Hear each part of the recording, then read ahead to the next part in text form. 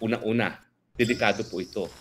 Kasi alam naman natin na mayroon nag-aambisyong maging Prime Minister. At alam naman natin, ang mga senador ay tututol kapag bubuwagin nila ang Senado at gagawing single House of Parliament na lang. Bakit? Kasi ang Speaker, chances are, siya rin na magiging Prime Minister. Bakit? Ang Speaker po, ang Prime Minister, ihahalal ng mga parliamentarians. So kung ang Speaker of the House ay hinalawan ng mga kongresista, chances are, kapag nagkaroon ng charter change at napalitan ng parliamentarian, siyempre yung Speaker ngayon, siya rin ang magiging Prime Minister. Kaya naman, hindi nakapagtataka na ang initiative ay hindi People's Initiative. Ito ay Speaker's Initiative.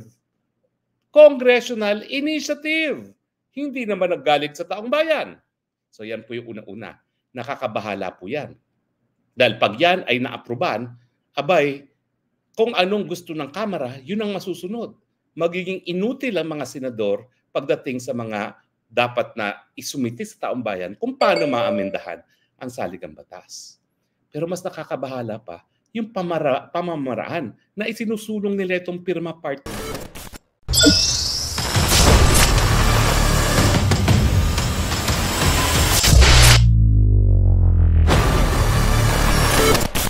So mga kabanat, i-share ko lang itong pasabog ni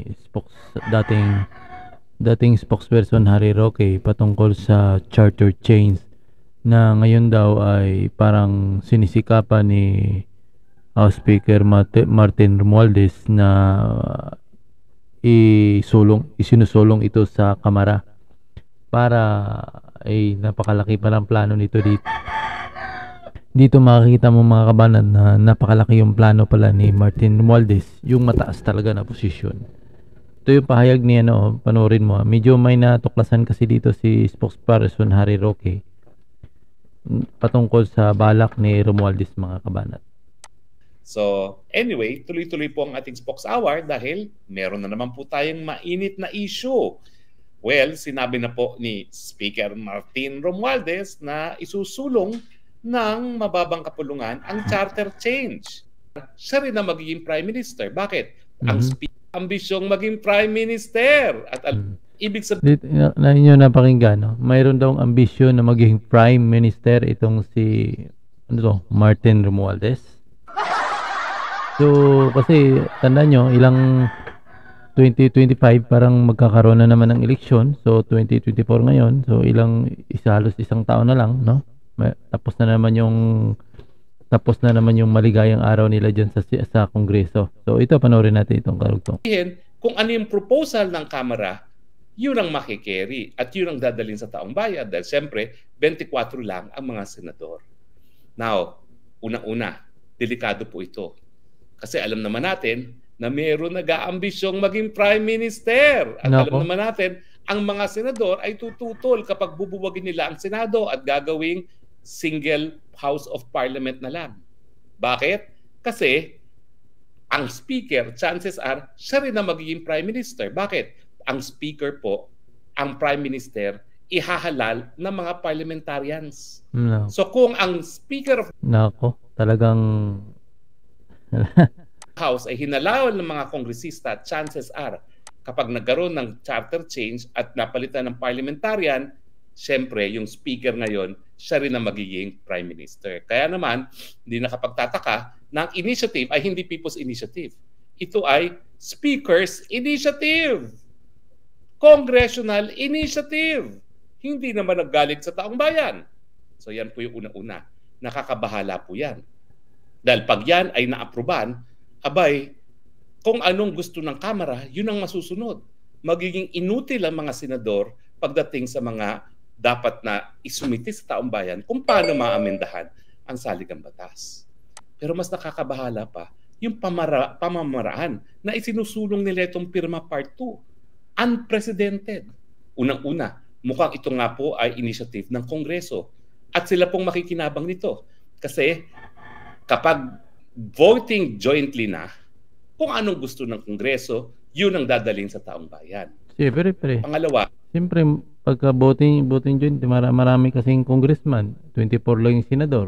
Pero talo talaga yung mga senador dyan. Bakit nga naging speakers o congressional initiative ito? Ang tawag nga dyan, People's Initiative. Dapat manggaling yan sa taong bayan, hindi dapat manggaling sa mga politiko. Pangatlo, mahal po itong proseso nito, yung pagkukuha ng 2% kada district. Napakahirap po niyan. 300 plus districts tayo, nasisiguraduhin natin na 2% ay makakakuha na pipirma ang taong bayan. Siyempre po, magastos yan.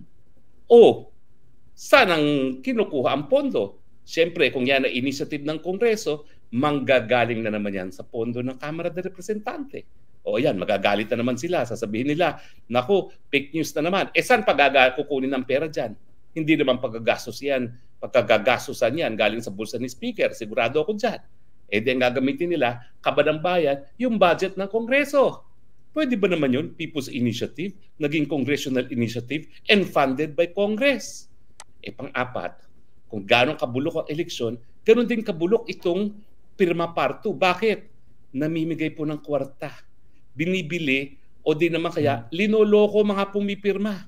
Ang reports na nakuha ko, yung mga payout ng AIX at kung ano-ano pang mga ayuda galing sa gobyerno, pinapipirma yung mga tao. Ang akala nila para sa ayuda yan. So yan lang mga kabanat, maiksi lang yung ang pinakita ko lang sa inyo doon yung parang balak daw ni House Speaker Martin Romualdez.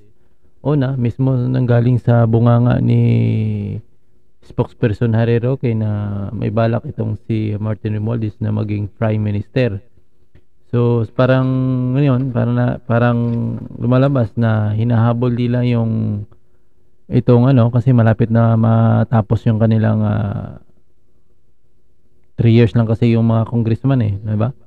3 years lang. Pagkatapos ng 3 years, tatakbo na naman sila ulit. Kapag pinalad, babalik na naman sila sa kongreso. Pagka hindi pinalad, pahinga sa banga. So ngayon, parang sinisikap niya bago dumating yung eleksyon kasi magsisitakbuhan to ulit. So bago darating yung eleksyon, parang ginagawa nila ng paraan. Ito nga ang sinasabi ni spokesperson Harry Roque na maging itong Congress initiative na dapat daw ay people initiative yan. Ibig sabihin yung mga tao dapat yung maghahalal na mamumuno sa ating bansa. Lagay na itong balak na ron. Ngayon, ito kasing binabanggit ni spokesperson Harry Roque, may kaugnayan ito sa tinatawag na charter change. May balak itong si ngayon ay sinusulong ng Kongreso ata yung charter change, nga lang parang yung plano ng Kongreso parang iba kaysa layunin. Parang gusto ata na maging Prime Minister itong si Martin Romualdez. Talagang mataas yung ambisyon, no? Mataas yung ambisyon ng ilang mga kasi itong tinatawag na maging na ito ay pabor ito sa mga congressman Kasi ang congressman, tandaan nyo, per district yan. Yung senador naman, hindi yan pabor, sigurado yan dahil ang mga senador, wala naman yung pagka natuloy itong balak ni Martin Romualdez, itong mga senador, pahinga yan sa banga, no?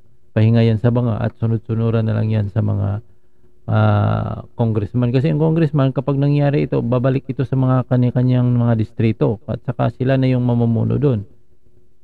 Yun pa nga sinabi ni Martin Romualdez, ni spokesperson Harry Roque, itong si Martin Romualdez yung gusto ang mataas yung plano na maging Prime Minister. So talagang iwan ko lang, palagay ko hindi rin yan papasa mga kabanat dahil nga maraming tutol dyan, no?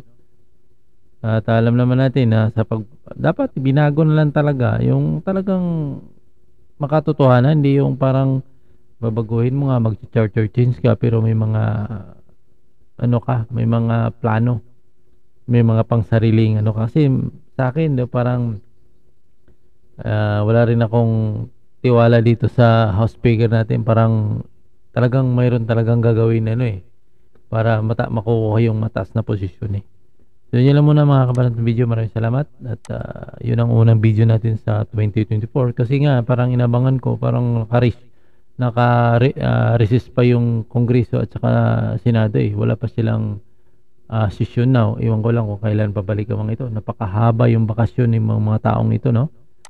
Itong mga congressman at saka senador, napakahaba yung bakasyon nila. Pero tuloy-tuloy yung kanilang sahod dyan mga kabanat, no?